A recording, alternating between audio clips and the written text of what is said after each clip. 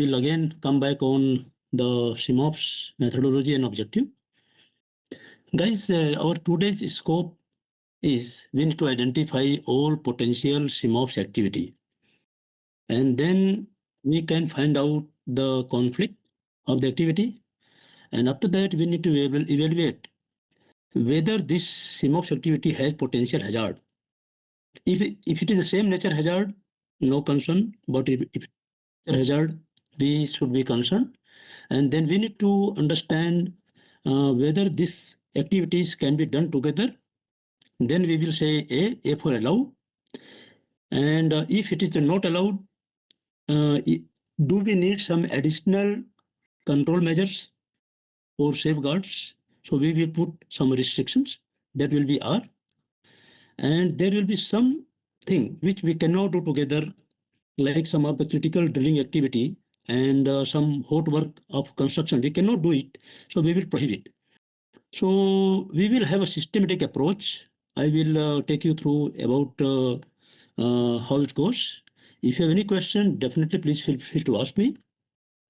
The output, we will have the SIMOPS matrix, MOPO, and we will identify some restrictions, and we will identify those activities which cannot be done together in the prohibited category. So guys, if you see here, we will have some green cell that will be allowed. That means we do not have much concern other than the simple work permit system or WMS of ADNOC.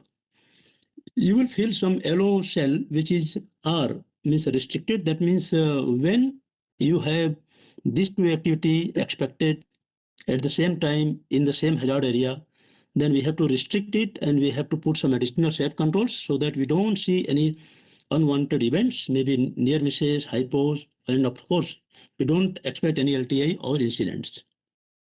And we will see some red category which cannot be done together. We have to say no means no, because this drilling is a typical critical activity, and there is a limited space, complex activities, high risk activities. So we must also identify which cannot be done together.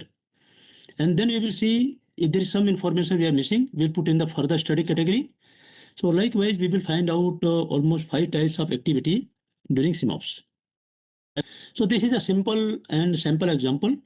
No need to worry. I will take you through about the pre-populated sheet so that you understand what we are going to do. So this is the legend of the day. A for allow is green, E for prohibited is red, R for restricted means allow, X means not applicable or it is a joint or it's same activity,